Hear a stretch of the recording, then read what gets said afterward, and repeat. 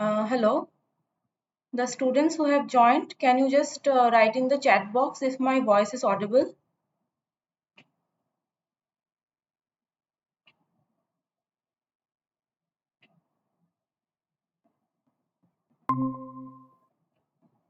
So the students who have joined the class, can you just write in the chat box if my voice is audible to you?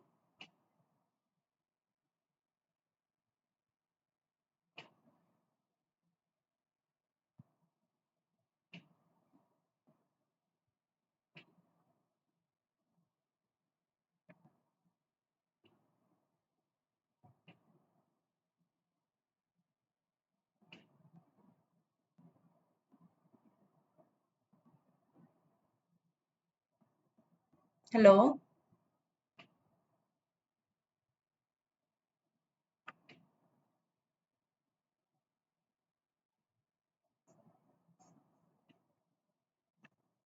hello, is my voice is audible?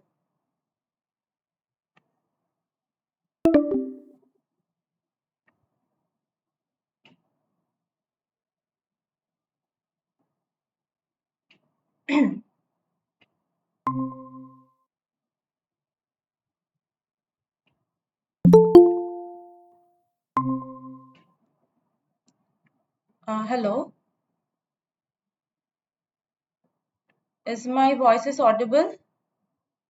Malti, can you just write in the chat box if my voice is audible or not?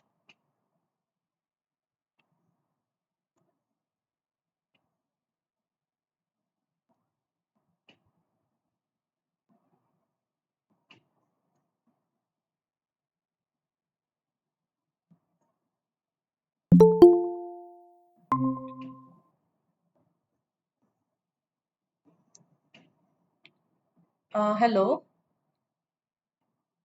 please write in the chat box if my voice is audible.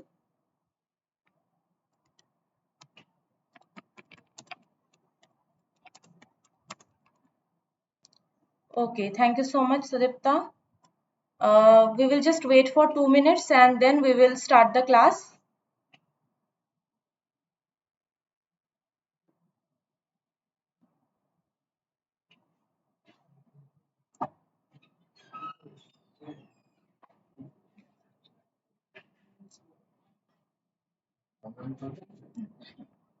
হ্যাঁ হ্যাঁ স্যারকে বলছি আমার এখানে হবে এখন 1 ঘন্টা হবে না ফোনে নেট কানেক্ট হচ্ছে না আমাকে এখানে করতে হবে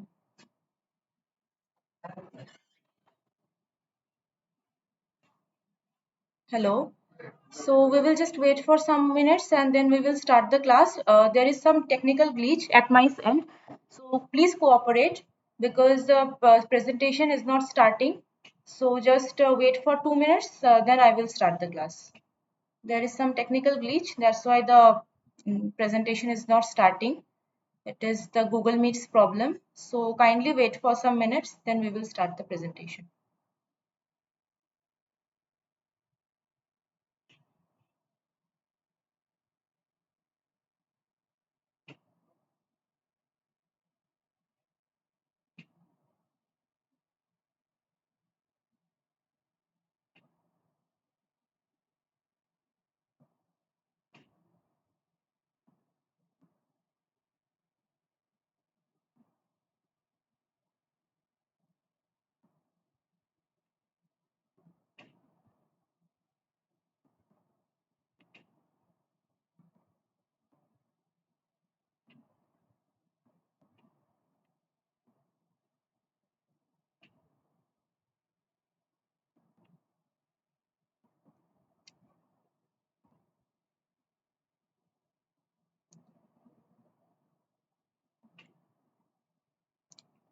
Okay, so I will just rejoin the meeting because due to the technical glitch, the presentation is not starting. Please rejoin after I rejoin, okay?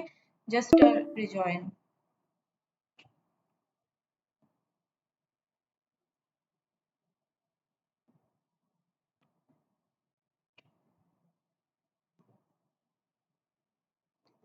Okay, is my slide is visible to you? Kindly somebody write in the chat box now if the slide is visible or not. Okay, thank you so much. So sorry for the delay in the class. Now I will start today's presentation. And welcome to this week 5 live session of Organic Chemistry in Biology and Drug Development. I am Moshumi Dev and I am the PMRA Fellow of Department of Chemistry and Chemical Biology, IIT ISM Dhanbad. Today we will solve the some questions related to the course material of week 5, and in this class we will solve some MCQs, about 10 to 15 MCQs, and these MCQs will help you to solve your weekly assignments. Okay. So now, sorry for the delay. Now I will start today's class. So I hope my presentation is visible, and if you have any doubt, anything, so kindly just write in the chat box. At the end of the session I will answer those doubts. Okay. So the first question today is that which pyrimidine base is absent in case of RNA? The options are here: the A uracil, B cytosine, C thymine, and D adenine. Okay, so this is very basic question about the DNA and RNA, all we know that these are the nitrogenous bases which are present in the nucleic acids, the DNA and RNA. Okay, so there are some nucleic acids which are very common, like the purine bases. The purine bases, they are common in case of both DNA and RNA, like adenine and guanine. And the pyrimidine bases, there are something is common, which is cytosine. It is present in both the DNA and RNA, but the uracil and thymine, these are not common in both nucleic acid. Like the thymine is present in the DNA only, and the uracil is present in the RNA only. So the problem says that which pyrimidine base is absent in case of RNA. So the answer, it will be thymine, because thymine does not is not present in the DNA. It is only present. It is present in the DNA. It is not present in the RNA. So I hope I am very clear about this question, that which nucleic pyrimidine base is absent. Actually, this structure, this 1,3 6 member in nitrogen in the 1,3 position, it is called the pyrimidine. And this bicyclic ring, where there is total 4 nitrogen, it is called purine. So pyrimidine and purine bases, they are present in our nucleic acids, and adenine, guanine, cytosine, these are the common, and other nucleic acids, they are not common. Okay. So again, okay. So my slides are visible, I hope. Now we will move toward our next question. And if you have any problem, please write in the chat box. At the end of the session, I will answer those queries. Now moving toward the problem 2, it says that in a particular human DNA, it has been observed that adenine is present in 30%. What will be the percentage of cytosine in the DNA sample? So okay, so there is a this is a very simple math. At a glance, it can be seem something like little bit complicated, but it is very easy math if you know the rules of the base pairing. So what is the rule of the base pairing of the DNA? In case of DNA, the cytosine, the cytosine, actually, so the cytosine is pairing with the guanine, and the adenine is making pair with thymine. And in case of RNA, the cytosine is pairing up with guanine, and the adenine is pairing up with uracil. Just like in our previous question, where we see that the uracil, it is present only in the RNA, and the thymine is only present in the DNA, while others are very common. So in this question, remember this rules of the base pairing. Now what the question says, that adenine is present in 30%. So in the DNA, adenine makes bond with the thymine. So in the solve, it says that the adenine makes hydrogen bond with thymine.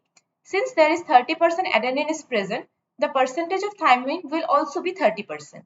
So thus the remaining two bases, cytosine and guanine, that consist of total 100 minus 30 plus 30 means 40%.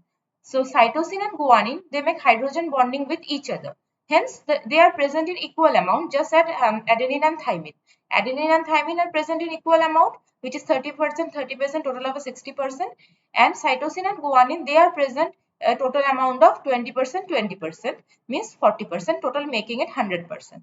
So the answer, that what will be the percentage of cytosine? It will be 20%.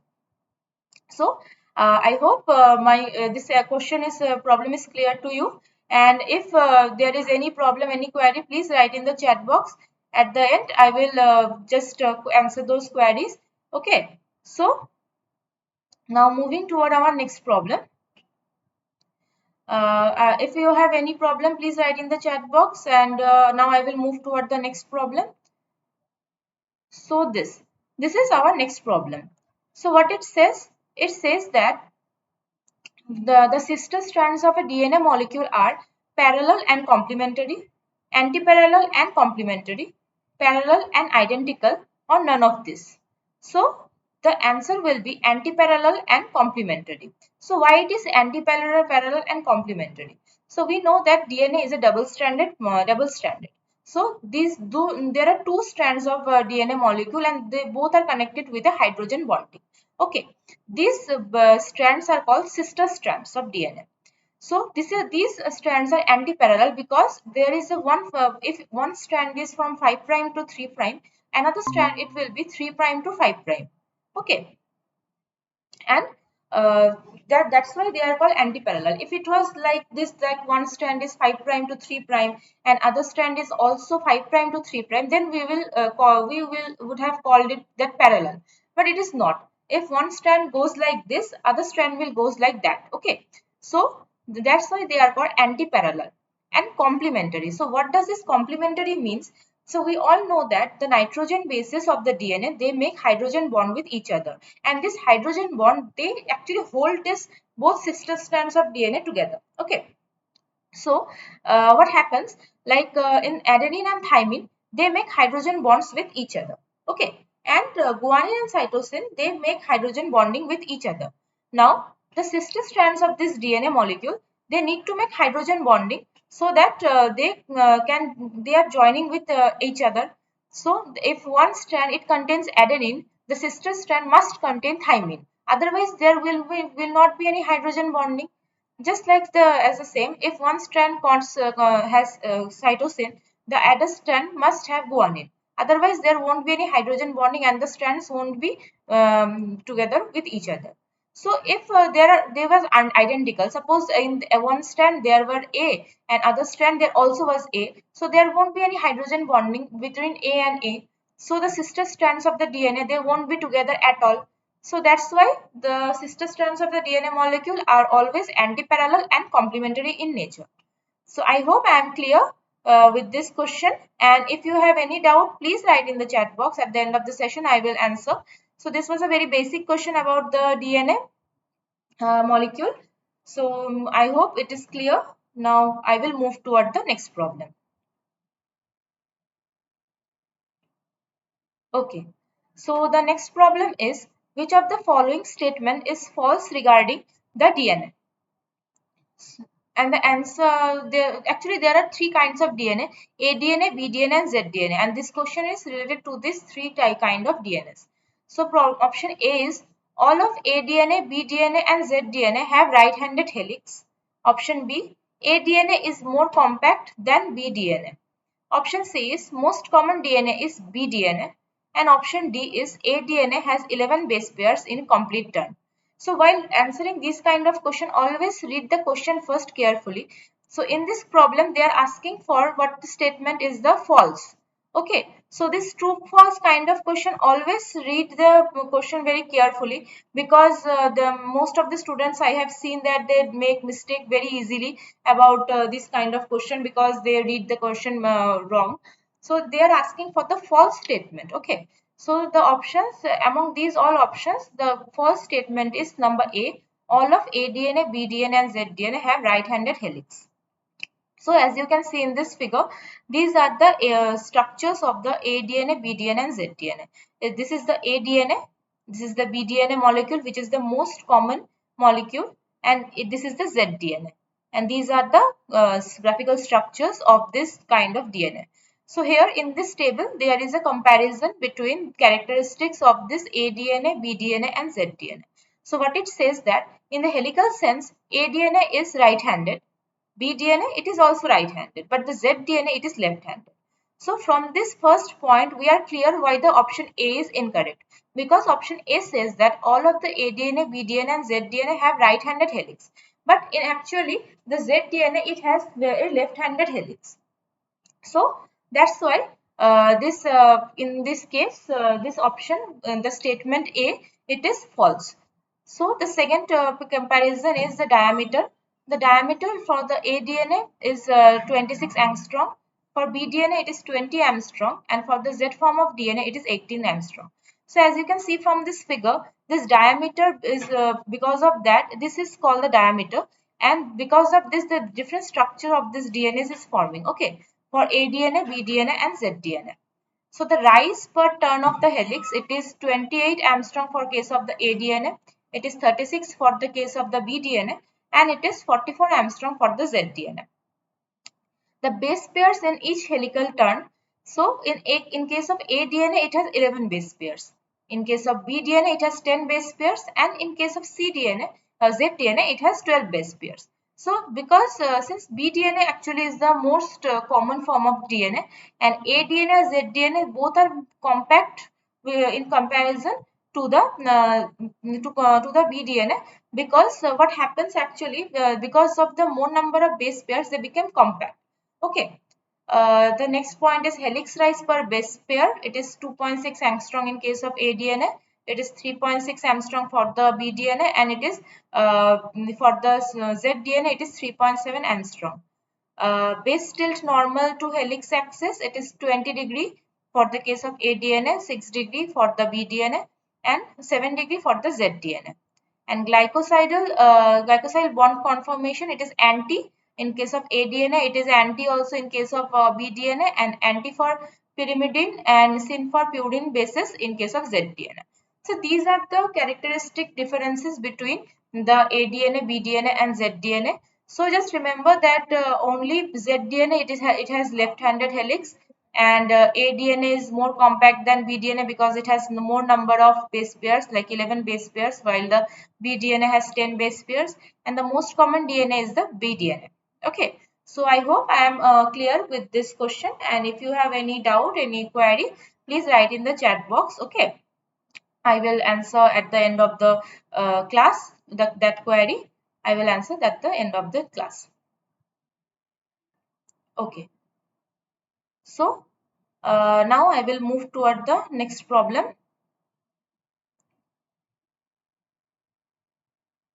Hmm.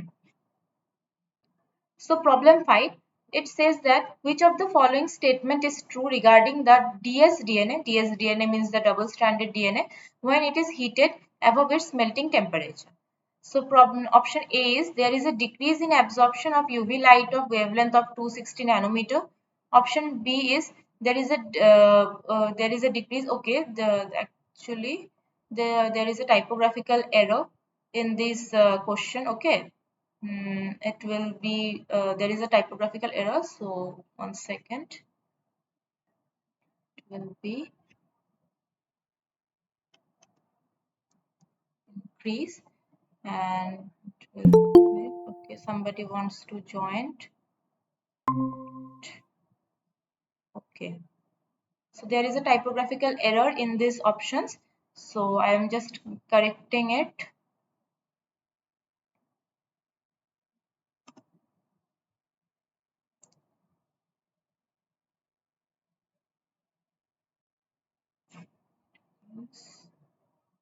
Okay, so in case of this double-stranded DNA, actually this melting temperature is above its melting temperature. It's actually like 83° kind of temperature. 1 second, somebody wants to join. Okay. So in this question, there is a typographical error. When I will submit this answer, I will just correct it. Okay. So just I will just correct it at that time.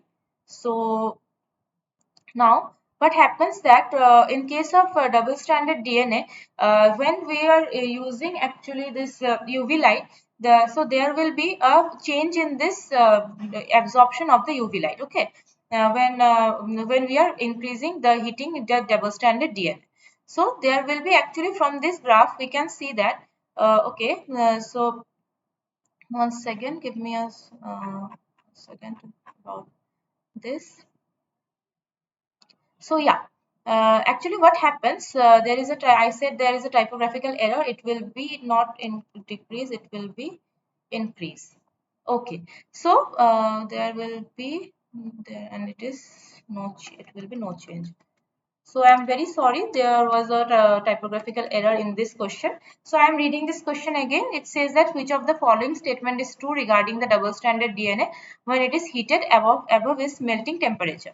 Okay, and the options are like this. Option A is there is a decrease in the absorption of UV light of wavelength of 260 nanometer. There is an increase in absorption of UV light of wavelength of 260 nanometer. There is no change in absorption of UV light of the wavelength of 260 nanometer, let's say, and the option D is it does not absorb UV light at all.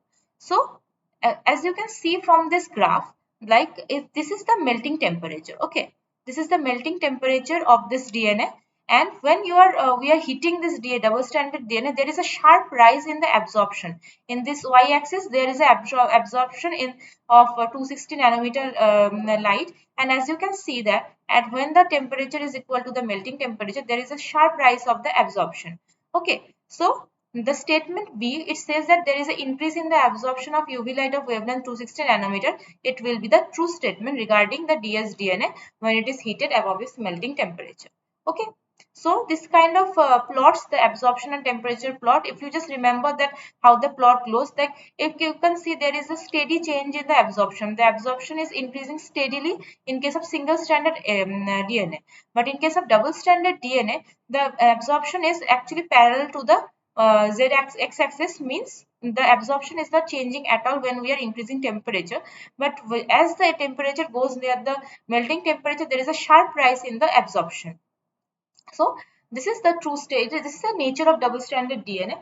So just remember this graph, this figure, and after this, because if you remember this, then you can easily answer this kind of question. And I hope this question is clear. And if you have any doubt regarding this question, please write in the chat box at the end of the session. I will answer this question. Okay.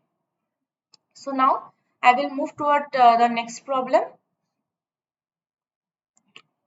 So, okay, the next problem, it is a very basic question. It says that the correct composition of nucleotides is base plus phosphate, base plus sugar, sugar plus phosphate, and base plus sugar plus phosphate.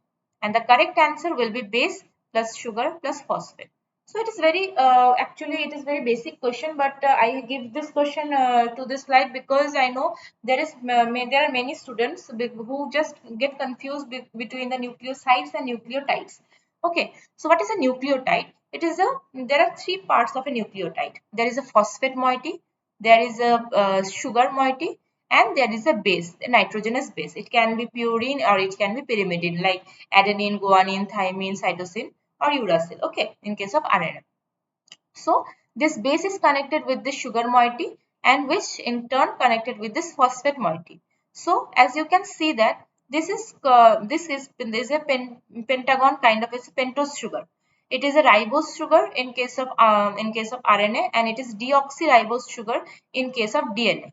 Why it is called deoxyribose? Because in this 2' position, if there is a OH present, it is called ribose. But if there is no OH present, there is only H present, it will be called deoxyribose. Deoxy means there is no oxygen. So in case of RNA, this pentose sugar is the ribose sugar, and in case of DNA, it is deoxyribose sugar. And there is a glycosidic bond between this one position of this sugar and this nitrogenous base, which can be purine or pyrimidines like adenine, guanine. These are purine bases, and cytosine, uracil, thymine. These are the pyrimidine bases. Okay, and this 5' position of this sugar moiety. So this is the first position, this is second, this is third, it is fourth, and it is the fifth carbon. And this 5' position, there is a phosphate group present. And if there is only base and sugar, suppose only this part, this first cleavage, as you can see this first bar, if the only base and sugar is present, it is called the nucleoside. Okay, now when there is one phosphate molecule present, it will be called nucleoside monophosphate. If there is say another phosphate group is present with this first phosphate group, it will be called nucleoside diphosphate. And if there is another phosphate group is present, it will be called nucleoside triphosphate. Okay, so If there is one phosphate group and sugar and base, it will be called the nucleotide. And if only sugar and base is present, then it will be called nucleoside. So just remember what is nucleotide, what is nucleoside. If you remember this figure, it will be very easier for you to answer this kind of question. So I hope it is clear. This question is clear, and now we can just move toward our next problem. Okay. So if you have any doubt, please write in the chat box. I will answer that at the end of this session. I will answer those doubt. So moving toward the next problem, it says that the restriction enzyme ALUL, it cleaves between the base pair of A and T, G and C, A and C, and G and T. So to answer this kind of question, first you have to know what are the restriction enzymes. So there are several restriction enzymes. So what are the restriction enzymes? The enzyme that cuts DNA at specific nucleotide sequences that known as the restriction sites. So these are found in bacteria and have evolved to provide a defense mechanism against invading viruses. In bacteria, they selectively cut up foreign DNA in a process called restriction. To cut the DNA, restriction enzyme makes two incisions, each strand of DNA double helix. And okay, somebody wants to join the meeting, so let's admit. Okay. So they cut to cut the DNA, restriction enzyme makes two incisions, each strand of DNA double helix. So these are the what the restriction enzyme so basically does that they just cut the DNA at the specific spaces. Like they may cut between the adenine thymine, or they can cut between the guanine and cytosine. Okay. So as you can see from the second figure, these are the some examples of the restriction enzymes. Okay, so ALUL, it cuts between the guanine and cytosine. So our option B will be the correct answer for this problem. So there are there are other restriction enzyme like there is HAE triple L, which cuts between the G and C pair. Okay, so it also cuts between the G and C pair. So there is a but this produce sticky ends. While the HAL this present blunt tail, sorry, and BAMHI that there is HIND triple L, there is eco RI also. So these are the examples of some restriction enzyme which cuts DNA at the specific ends. So as you can see from this figure, like where they can cut or where they cannot. So from this, there's actually in case of the restriction enzymes, you just need to remember few of the examples. They're like ALUL is a very common restriction enzyme, so just remember this one, and I think it will be fine if you remember 2 or 3 restriction enzymes. Okay, so if you have any doubt, any queries, please write in the chat box. At the end of the session, I will answer those queries. Okay, so now I will move toward the next problem. Okay, so the problem 8 is, it says that the combination of chemical reactions for only C specific cleavage. Here C, it means the cytosine. Okay, the combinations are NH2 which is commonly known as hydrogen, and piperidine. Piperidine is a base. DMS and piperidine. Okay, DMS stands for dimethyl sulfate. DMS dilute H plus and piperidine, and hydrazine, aqueous NaCl, and piperidine. So for the C-specific cleavage, the very commonly used chemical is option D. It is hydrogen, aqueous NaCl, and piperidine. So this is called the Maxam-Gilbert Gilbert technique for the DNA sequencing.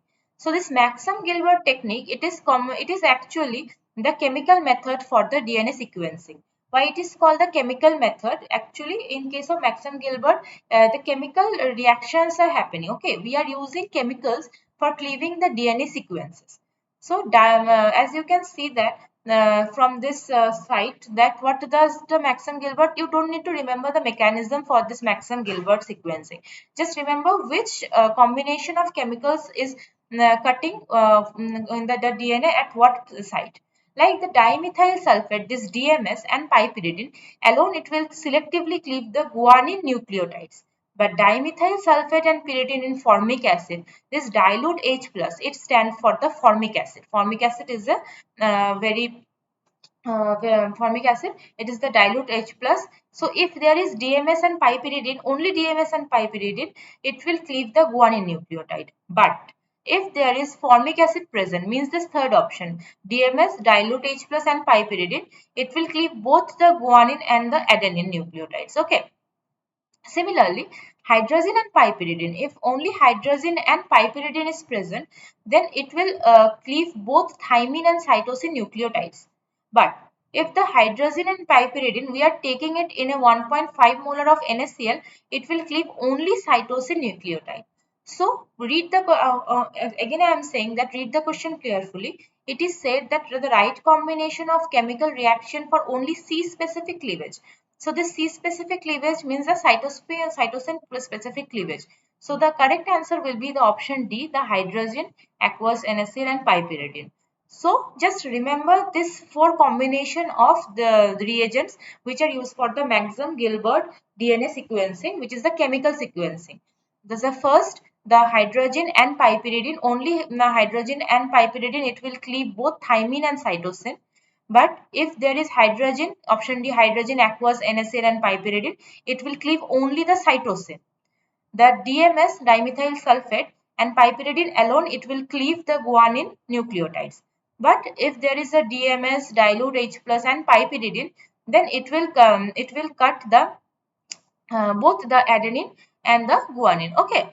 So this I think I am clear about this problem, and actually you don't need to remember the mechanism of this cleavage at all. Just remember how this cleavage is happening. So if you remember how this cleavage is happening, then you can easily answer this question. So if you have any doubt, please write in the chat box. Okay. So if you have any doubt, write in the chat box. Now I will move toward the next problem. And if you miss any point of this lecture, so don't worry, I will share this video with this PPT in your forum. And if you have any problem, you can write in the discussion forum, or I will share my email ID. You can write there also. So now moving to our next problem. Okay, the problem 9, it says that the complementary strand of a primarily single-stranded DNA is formed by DNA ligase, DNA primer, DNA polymerase, and DNA helicase. So, in this question, there is a what is the correct answer is DNA polymerase. This DNA polymerase enzyme, it is used to form the double-stranded DNA from a single-stranded DNA. So this is actually the used in the DNA replication. Okay. So what happens that as you can see in this figure, so it's this is the chromosome. In this chromosome, we have this original templates of the DNA. In the color, you can see these are the nitrogenous bases. These are the two strands of the DNA, and in the red it is adenine. In the yellow it is thymine. So adenine, thymine, and in the adenine is making bond with the thymine. In the green, it is cytosine, and in the blue, it is guanine. So guanine is forming bond with the cytosine, and adenine is forming bond with the thymine. And this hydrogen, there is hydrogen bond in between these stranded, and that's why this DNA is double stranded. They are staying together, these two strands. So this is the original template DNA. So what happens? There is a helicase enzyme. So what this helicase enzyme doing here? It is just cutting the hydrogen bonding between this double-stranded DNA. So what happens? This double strand is now forming the single strands. So okay. So and this is called the lagging strand, where this DNA polymerase enzyme is binding. So what does this DNA polymerase enzyme is doing? So as you can see, it's beautifully it is drawn in this figure. Like this bases are coming here from here, and if there is the size, like there is a in yellow this thymine, there is a adenine, there is guanine is present, and one by one the complementary bases are coming, and the DNA polymerase, which is just joining, just making this them closer so that they can make the hydrogen bond, and they can form a double stranded DNA from the single strand DNA. Okay. So there are the few new for the DNA polymerase enzyme is doing. They are taking free nucleotides with the help of the DNA helicase. The double stranded DNA is cleaving into the single strands, and the free nucleotides, the DNA polymerase is joining this free nucleotides and making the double stranded DNA from the original single strand DNA, and this is called the DNA replication. Okay. So the question it is asking that the complementary strand of the primary single stranded DNA is formed by DNA polymerase, and this question can come to another manner, like it can ask for what is the enzyme which is used commonly for the DNA replication. So the answer will also be DNA polymerase, and the question may come in this form, like what the role of the DNA polymerase. So you should know that the DNA polymerase, as the name suggested, it is polymerizing. Polymerizing means it is from one strand it is making two strands. Okay. And so what the DNA polymerase does, it basically replicates the DNA and makes double strand DNA from the single strand DNA. Okay. So I hope I am clear about this question. If you have any doubt, please write in the chat box. And then we will move toward our next problem. Somebody wants to join the meeting. Okay. So now I will move toward the next problem. If you have any doubt about any problem, please write in the chat box, and I will share my email ID also, so that after class, if you have any doubt about today's class, we can discuss at the, I will just answer your query. So the problem 10, it says that in DNA sequencing, the dideoxy method is commonly known as Sanger's method, Maxam-Gilbert method, PacBio method, or pyrosequencing method. So the correct answer is Sanger's method. So you should know that there are several methods for the DNA sequencing. Sanger's, in the previous one question, in the previous number, I think number 8 question, yes, we discussed the Maxam-Gilbert chemical method, which uses chemicals to cut the DNA and know the DNA sequence. So like Sanger's method, it's called the dideoxy method or enzymatic method.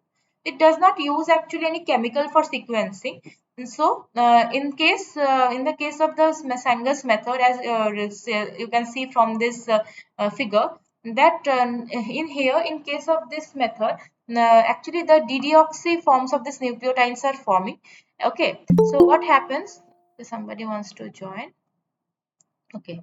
So in case what happens that the single stranded DNA with unknown sequence, if it is serves as a template for our sequencing.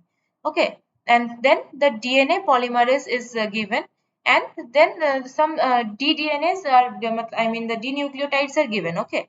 So what happens that we use a radioactively labeled primer, and so the new some new strands are formed from in this Sanger's method, and these forms are separated by electrophoresis. In the electrophoresis technique, this it is the gel electrophoresis, and from this the synthesis of the new strands are happening, and the sequence can be read from the bands on the autodiagraph, and original template sequence deduced. The longest fragment ends with a DDG, and G must be the last base of the sequence. Okay. So actually the Sanger's method, you don't need to remember all the details of this method. Just know just very brief about the what is the concept of the Sanger's method, and what are the other names of this method, like dideoxy method is one, enzymatic method is another name for the Sanger's method, and it does not use the chemicals like in Maxim Gilbert method. And there are several methods like PacBio method, there is one called Illumina method, and pyrosequencing is the another method of the DNA sequencing. So remember for that this Sanger's method, it uses the dideoxy strands for the DNA, the templates, and that's why it is called the dideoxy method. And again, now we will move toward the next problem. Uh, if you have any doubt, you can write in the chat box. Okay. So the problem 11, it says that which of the following statement is false regarding electrophoresis of DNA? So the options are A, it is a gel electrophoresis where the matrix is polyacrylamide. Option B is It is a gel electrophoresis where the matrix is agarose. Option C is DNA will move toward an okay, there is a typographical error. DNA will move toward the anode. And option D, it says that the reporter system is used to visualize the DNA strands. Okay. So actually the electrophoresis, what happens, like all we know that the DNA has overall the nucleotides in the DNA fragments, it has charge. Okay, so it has which charge?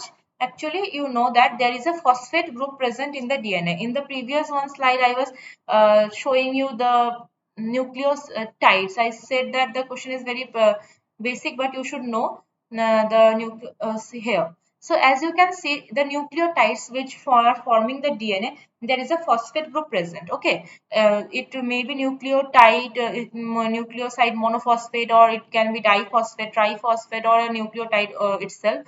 So there will be a negative charge because of this phosphate group.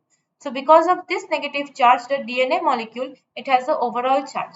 So, and this charge is the basis of the separation of DNA fragments through gel electrophoresis. So, because of the negative charge, we know that the negative charge means it is an anion. And in the electrophoresis, the anions are moved toward the anode. Okay, the positively charged electrode is anode, and the anions move toward the anode. So DNA, when it is subjected to the gel electrophoresis, it will move toward the anode.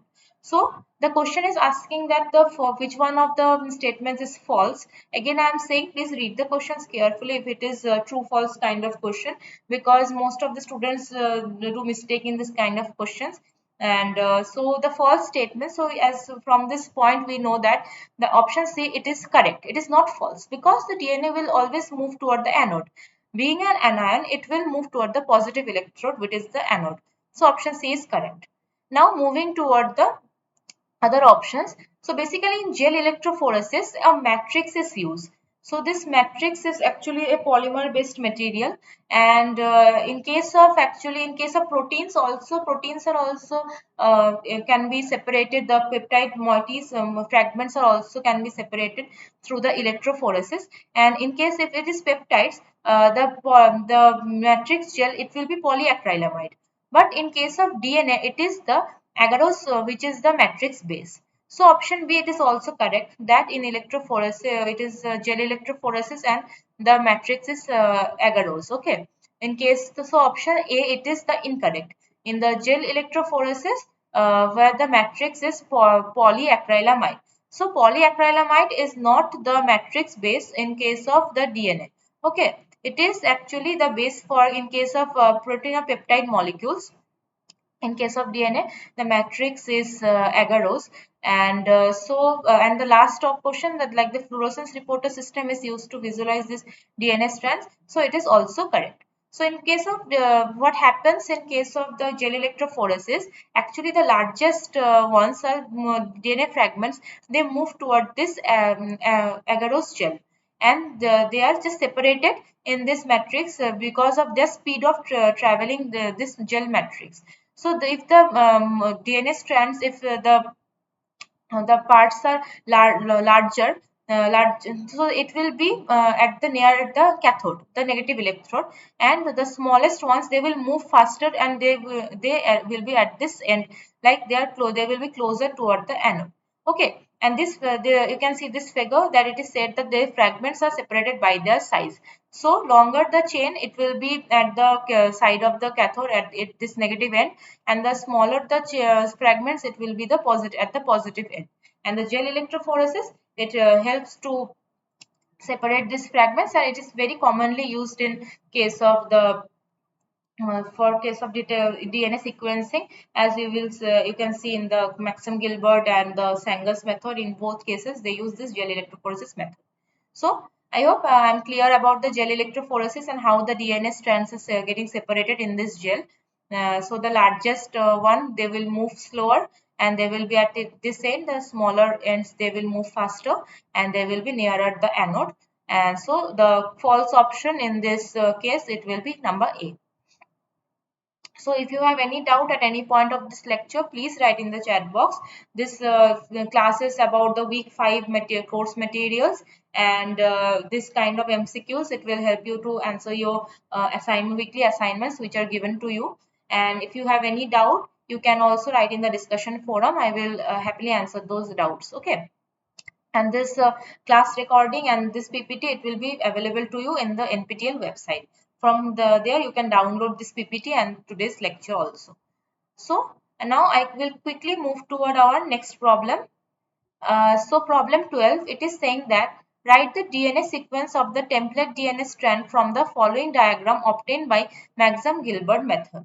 So the options are like as such, like 5 prime, GAT, GCAT 3 prime.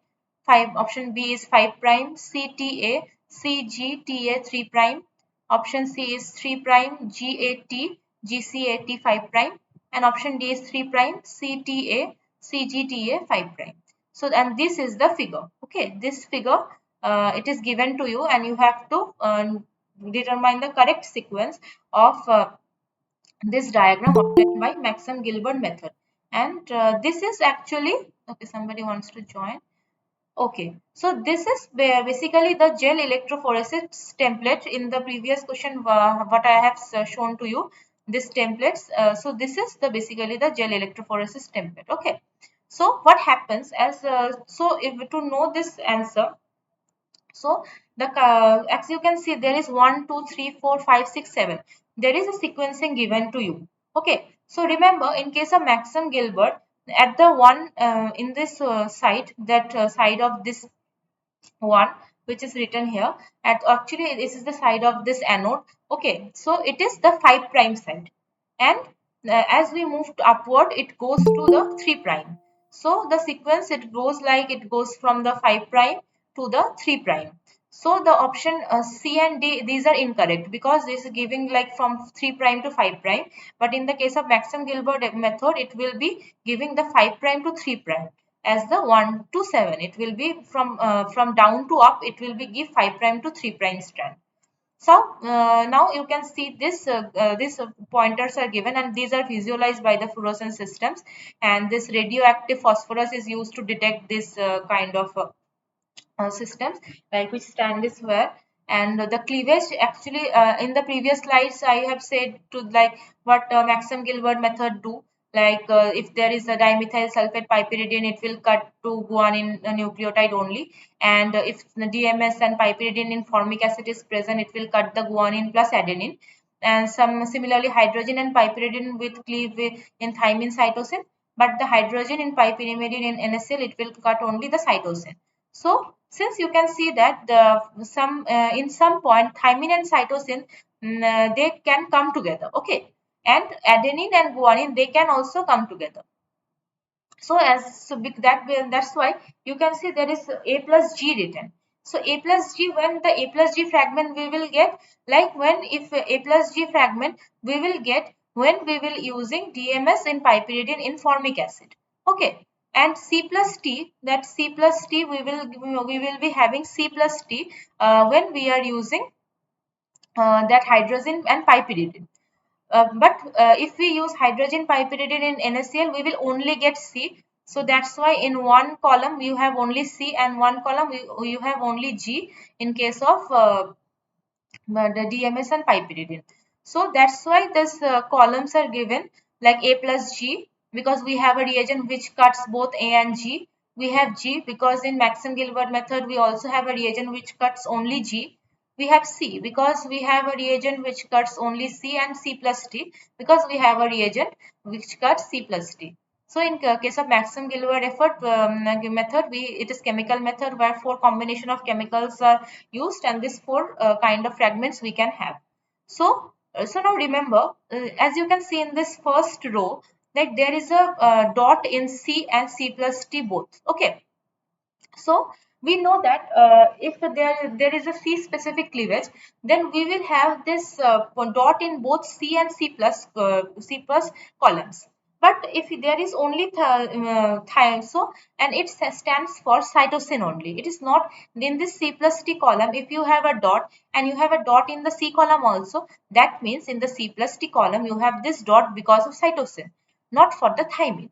But if in the C plus T column you have only this dot in the C plus T column, not in the C column, means this dot is for because of the thymine. Okay. Similarly, if you have a dot in this A plus G column, it is only because of adenine, not guanine. But if you have the dot in the A plus G or and G column, in both column the dots are present, that means this is for the guanine. So again I am saying that you just, it is very easy that at a glance it may seem like it is something difficult, but it is not difficult. Just it is the very just common, just you have to look at that fragment very carefully, that if the dots are present in both C and C plus T, so if it's, the dot is present in C means there is a C fragment, and because of the C fragment the dot is present in the C plus T column. Plus, but if there is no dot in the C column but C plus T column, means it is from the thymine. So similarly, if you have a dot in only A plus G column, it is for adenine. And if there is a both in A plus G and G column, that means the dot is the fragment is for the guanine. So as you can see, so now the sequence it goes like 5 prime to 3 prime. Now 5 prime we have at first C, then we have T, then we have A, then we again have C, then we have G, and we have T, and we have A, and it is 3 prime. So the correct option, the correct sequence will be 5 prime, CTA, CGTA, 3 prime.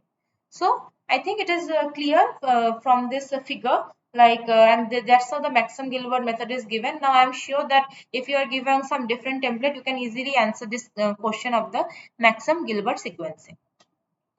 So if you have any doubt regarding any problem, please write in the chat box at the end of the session. I will answer those doubts. Okay. So now I will quickly move toward the next problem. Okay. So it's clear. Thank you very much, Sonam, that it's clear. Now, moving toward the next method, it is the Sanger method. Now, I will just quickly just give a brief about the Sanger sequencing. So, what it does? There is a PCR with radioactive D-deoxynucleotides. Like in the previous slide, I mentioned the Sanger's method. It is called the D-deoxy methods because the D-deoxy fragments of the nucleotide they are used. So what happens that D-deoxynucleotides are added to a normal PCR mixture which includes regular nucleotides. Because the addition of the D-deoxynucleotides to an elongating DNA sequence, this causes premature termination of that sequence. Radio labeling of the D-deoxynucleotides allows the researchers to visualize the last nucleotide in each PCR sequence. Okay, so what happens? The PCR with radioactive DD nucleotides is happening. So you can see there is a termination, and the last it will always be the guanine. Okay, and so then what happens? The gel electrophoresis again.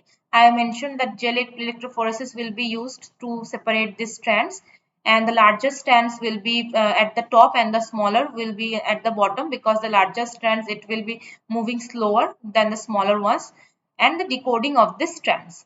So if as you can see that if the input DNA it is the like this, it is the 3 prime to 5 prime, it will just give the complementary strand. Okay, so as you now we will see that what the template says, like in case of this, as you can easily see, we will get the complementary strand. So you remember, like in case of Maxim Gilbert, the which we can see that at in column, like in C column we are seeing a dot. That means it is the C. Okay, but in Sanger's method, it is a complementary strand. So if there is a dot in the C column, means it is standing for the G, because G is guanine is the complementary strand for the cytosine. Just remember, like it is very easy. Just remember, like in case of Sanger's method, only complementary strands will be given. So now you can see that and it goes from 3 prime to 5 prime. Now 3 prime at the bottom, okay, and 5 prime at the top. Now you can see there is two dots in the cytosine, means it is the guanine. So it will now I will decode this, and you just take the note of the answer. So it will be GGTA GGTA G C, A, C, and T 5 prime. So if there is a dot in the C column, means it stands for guanine, because guanine is the complementary of cytosine. And if there is a dot in case of thymine, it will be standing for adenine, because adenine is the complementary of the thymine. Okay. So just remember, in Maxim Gilbert, it will be as it is. The sequencing will be as it is. What the dot in present in that column, it will be that nucleotide, but and it goes from the 5 prime to 3 prime from bottom to top. But in case of the Sanger's method, it goes from 3 prime to 5 prime from bottom to top, and the complementary strands we are given. So if there is a dot in the C column, means there is a guanine present. Okay. So this is the basic difference between the Sanger and Maxim Gilbert method. They may seem confusing because they are very similar yet very different. So there is a basic difference, like it is Maxim Gilbert, it is just as it is method, and the Sanger's method you are getting the complementaries. Okay, not the as it is. If there is a dot present in one column, means it is standing for the complementary base. Okay, so I think it is clear. Just read this slides and just see this example very carefully, and it will be all right. And yet you have, if you have doubt, I will just put a mail to me. I will share my email ID at the end of the session, and I will answer those query. Okay. So now I will move toward the next problem. Okay, so it says that what is the role of the enzyme apirase in the pyrosequencing? Pyrosequencing is another method like Maxim Gilbert and Sanger's method of DNA sequencing. So, in case of what is the role of the enzyme apirase in pyrosequencing? So, the options are as like the A it reacts with ATP to give light. Option B, it release ATP from ATP sulfurylase. Option C, break down the NTPs, and option D is make the complementary DNA strands. And the correct answer, it will be thus option C, break down the DNTPs. So, what is the pyrosequencing? Actually, in this pyrosequencing method, there are 4 steps of pyrosequencing. So, in the first step, what happens that the DNA segments are amplified. So, one strand is biotinylated, and this strand is hybridized to sequencing primer. Now, primer and sequence, they are incubated with the DNA polymerase, and as we have discussed before in today's session, what DNA polymerase do, it just makes the complementary strands of the single strand DNA. Okay.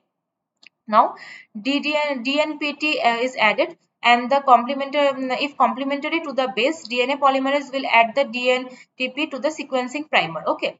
So what happens, like for each DNTP incorporated, an equimolecular pyrophosphate will be generated. Okay.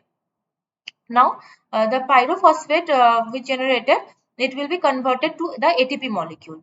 And in presence of ATP, luciferin will be converted to oxyluciferin. Thus, reaction generates light. And if light is detected to a sensor, and a peak is created, like this peak. You can see in this figure. Okay. And the height in this peak is proportional to the amount of DNTP is added. So now what happens, like this apirase, what it does, like it just break downs that unincorporated DNTP. Like we said that if the DNTP is added, which if it is complementary, it will be incorporated by the DNA polymerase. But if what happens if it is not the complementary, like it will not be added by DNA polymerase, and it will the apirase enzyme, it degrades its into the DNPT and ATP, and now again the uncoded and ATP, and it now again the step 1 will be happening, and in the as the process completes, the complementary DNA sequence is elongated, and the nucleosides are determined because by the peaks generated from this thing. So just remember what does the this enzymes are does, and just this is a basic of pyrosequence. You don't need to remember everything, just know what happens. Just you don't need to memorize at all for the pyrosequence each step in details. I just have added it just for your better understanding. So remember what happens, like apirase enzyme, it will be cleaving, it will be breaking down the non unincorporated D and TPS, and there is a luciferin which will be converted into the oxyluciferin, and it will generate light, and by this light we can detect our nucleotides, and from this nucleotide sequence we know about the sequence of this, and this is called the pyrosequencing. Okay, now I will quickly move toward the last problem of today's session. And the last question, it has that in pyrosequencing the sequence of DNA obtained is determined dependent on chemical reaction, restriction enzymes, gel electrophoresis, and light intensity. Now, as I discussed the in the before the slide, that there is the luciferin. Okay, this luciferin, it is also present in the fireflies. You can see the light from the generated from the fireflies. This is because of the bioluminescence, and it is because of this enzyme luciferin. And it actually, in case of pyrosequencing, the ATP is generated, and this ATP will be converting luciferin enzyme to oxyluciferin, and the reaction is generating light, and because of that light intensity we can know the sequence of the DNA. The chemical reaction, it is used in the Maxim-Gilbert method. The restriction enzymes can also be used for the enzymatic determination of the DNA sequence. Gel electrophoresis, it is used in the Maxim Gilbert and Sanger's method, as I have discussed earlier today. And it is a beautiful figure. From this you can see what is happening, like there is a two strands, and ATP the polymerase DNA polymerase enzyme is making the strands, and there is a PPI is forming, which is converted by this sulfurylase enzyme by to the ATP, which is again generating light because of this luciferase. Okay. So just remember, these three enzymes are present in the pyrosequencing: the sulfurylase, which is converting PPI to ATP; luciferase, which is generating light by converting the luciferin to oxyluciferin; and apirase, which is cleaving the unreacted DNTPs. So just remember that what is the basic concept of pyrosequencing, and what the role of the different several enzymes in the pyrosequencing. If you remember, you can easily answer any question about this pyrosequence. So that's all. That's all for the today's session. And so this session's lecture I will share soon. And if you have any doubt, please write a mail to me. I am sharing my email ID. Okay. You know, I am just sharing my email ID in the chat box. And if you have doubt, please write a mail to me, or you can write in the discussion forum also. I will happily answer the queries. And this was the week 5 session for the week 5 problem solving session for the NPTEL course of organic chemistry and biology and drug development. And in next week I will meet you at the same time. Now I will stop presenting. And so the next week I will meet you at the same time from the Friday from the 7 to 8 p.m. and we will discuss the week 6 problems next week. Okay, so that's all for today. And I hope this problem solving this kind of attending this kind of problem solving session will help you to answer your assignments. So that's now all for today. So thank you very much for all the students who have joined. There was some technical glitch at the beginning of this session. I am very sorry about those. So now let's meet to the again in the next week. So thank you so much. And if you have any query, please do write in the discussion forum or to email to me. So thank you so much. Now I will end the meeting for everyone. Thank you.